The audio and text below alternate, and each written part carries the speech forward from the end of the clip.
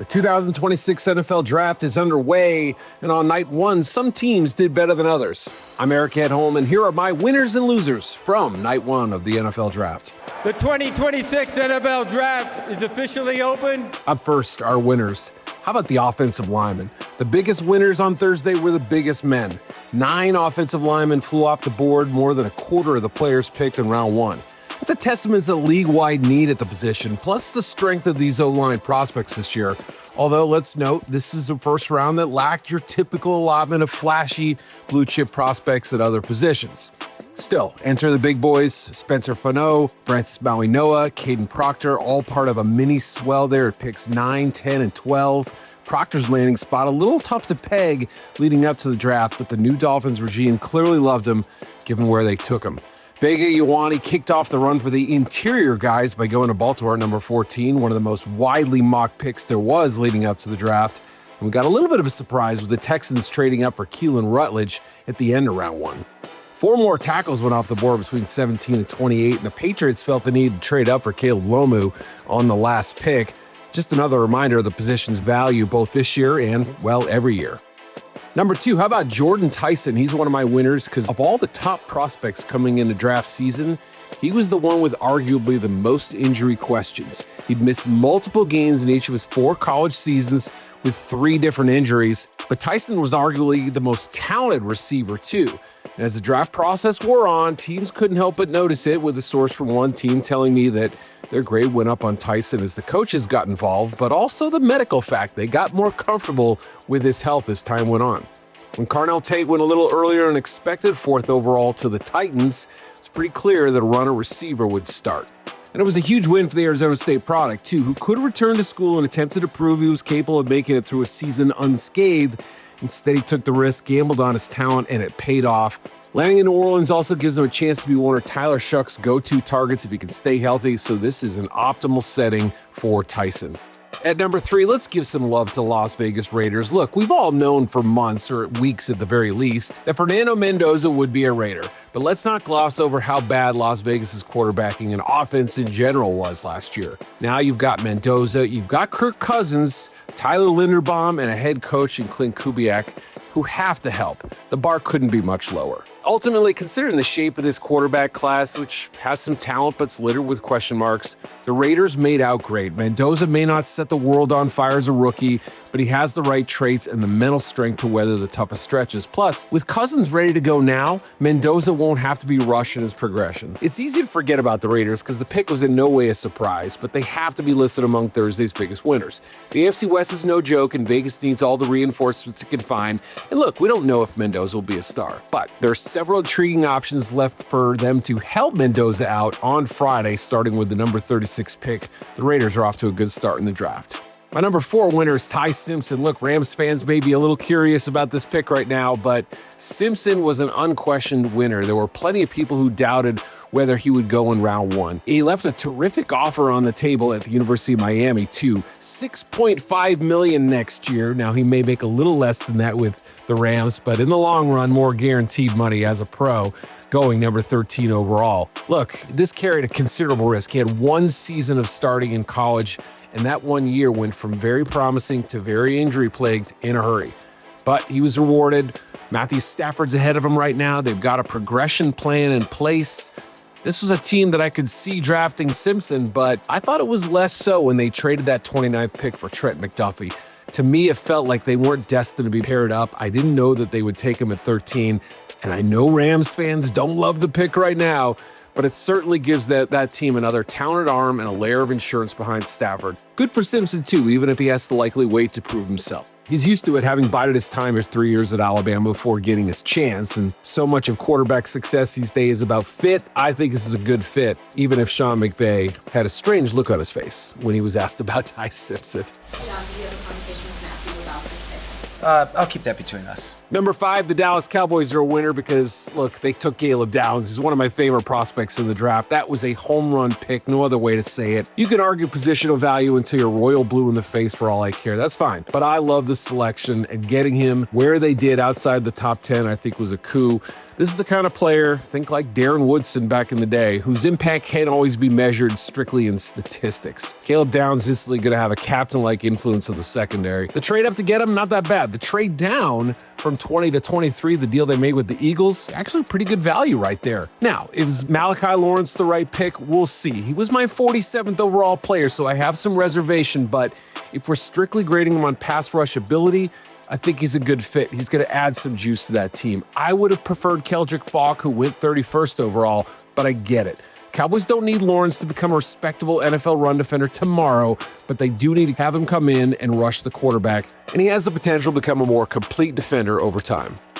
My number 6 winner, Ohio State. We always knew it was going to be a big year for the Buckeyes, but they really did well on Thursday, landing Arvell Reese, even though he slid a little bit. Carnell Tate in the top 5. They also had at number 7, Sonny Styles, the combine standout, and then Caleb Downs, a great fit at number 11 to Dallas.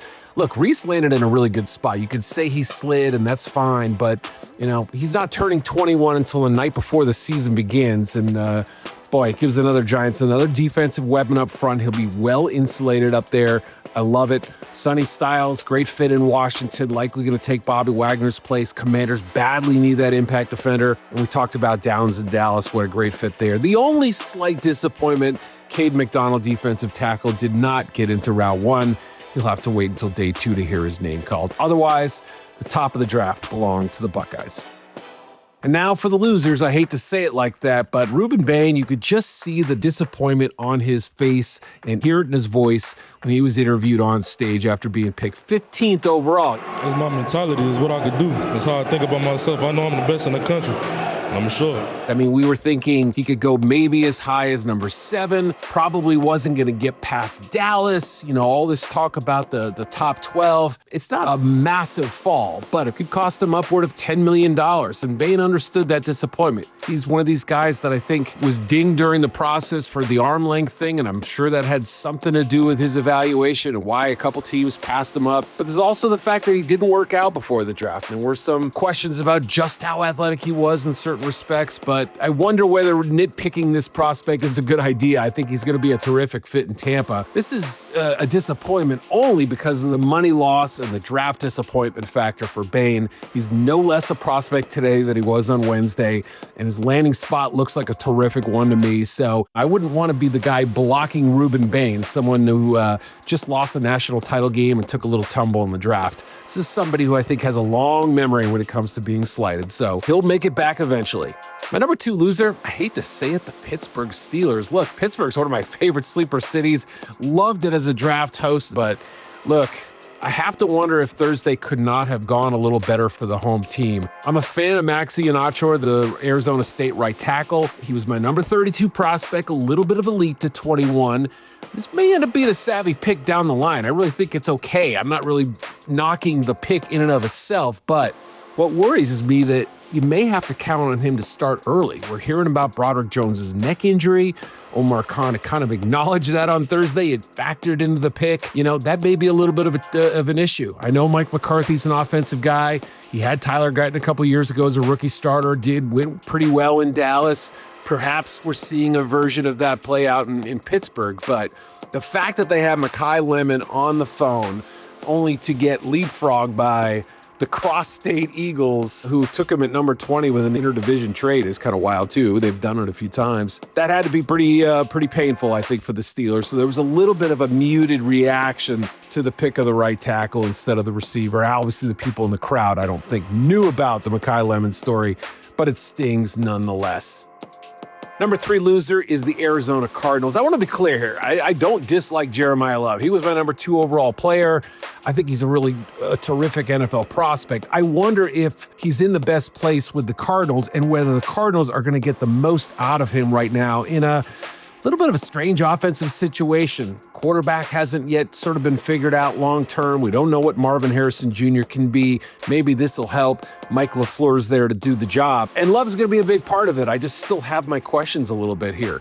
We could see this play out a little bit in year one, like the Raiders and Ashton Genty, using up a lot of carries on a guy and taking tread off of his tires, essentially. It just makes me wonder whether they're not almost wasting a year on him. And look, if they had any designs on drafting Ty Simpson, I know the Rams fans would have loved if another team took him, but still, if they had any idea of getting him at number 34, that quickly went up in smoke, and now Simpson's in the division. If the guy succeeds, Cardinals fans are going to remember that one. I think the Love pick is still a good one.